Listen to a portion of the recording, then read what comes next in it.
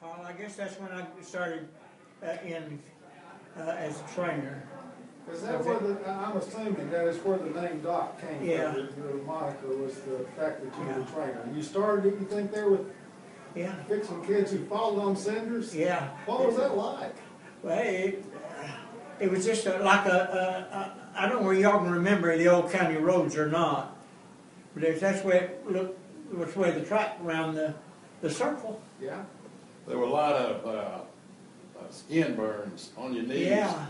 Falling, I guess, wasn't it, Doc? Yeah, I mean, you know, especially when they put up the hurdles. The hurdles and running the hurdles and falling. Yeah. Well, gosh. So, well, I mean, we've had those. I mean, it was a good, I mean, it was I guess the only one in the area, as I say, that I know of. Right. I mean, the stadium was, I know. Well, then they were always proud of the stadium because we were back there in high school. They had a stadium next to the school where, you know, where it was controlled completely by the school administration, the high school administration.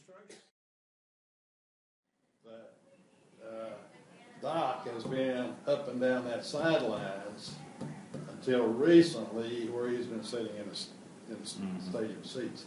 But he's been up and down that sidelines almost 60 years. How many ball games do you think you've seen?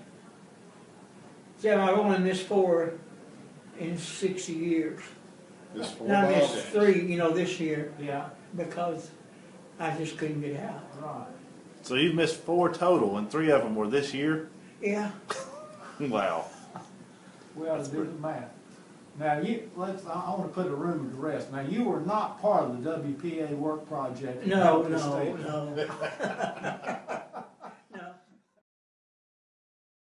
I came for the interview with Mr. Bretsky, he said, well, you'll have to go down and talk to the chairman of the science department, because he'll talk to you about teaching 9th grade science. And so I did. And at that time, Frank Maples wasn't Doc. It was Frank Maples. So I go talk to Frank Maples, and he gives me this big line, you know, scientific stories and so forth and so on. And then I left, and then next thing I know, they offered me a job to teach 9th grade science and be assistant football and assistant baseball coach. And we've developed a relationship from that point on, because Doc was everybody's friend, you know, and he became Doc to me and to my family. And there's so many things that he has done for our family as my children grew up through Tennessee High. And he just was a great help to them. And even to the point where he would make sure that they were in the class he thought they should be in. There you go. And that's important. Yeah, he followed up on all that, and he really looked after them. But you've seen a lot of football coaches go by the way. Oh, yeah. I mean, who was the first football coach? Oh, Holt. Everett Frosty? Holt? Was it Frosty? Is that what they call it? No. Two different people? Everett Holt. Everett Holt. Everett Holt. Okay. Everett Holt was the first football coach that he had. Well, not only that, did he tape ankles, he cooked the pregame meal. I was wanting to get into that. I mean, you know, you're as well known, you know, you're Doc because of the training part, but definitely during the last 30 years. I mean, it's about, you know, you're a cook. I mean, you're such a, how did you get the background in being able to cook for you've done athletic banquets, you have cooked for hundreds, thousands of people at a time. How do you do it? How did you get into that?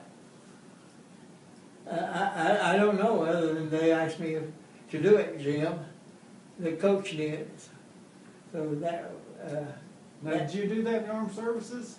Huh? Did you do anything in the armed services having to do it? No, in the armed service I was the chaplain's assistant. Is that right, Bob? You weren't a cook? Huh? You weren't No, well, I wasn't a cook. How many years that you cooked, pregame meals and things for the various teams? I started in cooking pregame meals when, what, 60? 60s. That's what I remember. Yeah. In the 60s, he cooked a pregame meal. And the banquet, the Yes. athletic, all sports Yeah. banquet. He did the meals for the all sports banquet. And I guess there are two things that I think you may be, three things really, most well known for in your cooking. More than that. Okay. Your bacon wrap, fillets. Fillets. Yeah. Oh, yeah. Okay, your banana pudding. Oh, yeah. And of course, your spaghetti. Yeah. Now, another one. Now, when you were, you're well known for your fudge. Tell me about your fudge.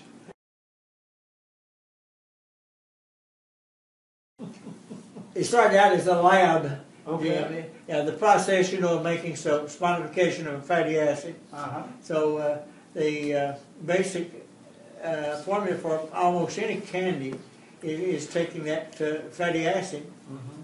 which is your butter, and making it into the fondue. And so it started in the chemistry lab. That's was world famous. That's back when we had 6 weeks, Uh-huh. and the 6 weeks was they had to do a project. Uh-huh. The chemistry student had to do a project, Uh-huh. and so we started out with that. That was one of the projects that they made. Well, I can testify to a situation. You don't let this get broadcast much, but I'm gonna toot your horn a bit. When I was first in administration at Tennessee High School and you were still teaching, I had a phone call from a big higher up at Beecham, which is a local, a pharmaceutical plant, Yeah. and they wanted to arrange a time to talk to you. And I said, well, sure, anytime, his classes, you want to talk? He said, no, we want to talk to Doc, because when we have a practical application that we get stumped, we often talk to Doc about the chemistry of how these things are done. You didn't talk about that much, but you know a whole bunch about chemistry over the years. Yeah, a lot of the companies I've consulted, I guess the last one was they had a problem with glue at one of the factories. Do you remember what the solution was? Oh yeah, it was nothing more than sodium bicarbonate in making the glue a little bit thicker. Uh-huh. They couldn't figure out how it got so thin, Uh-huh.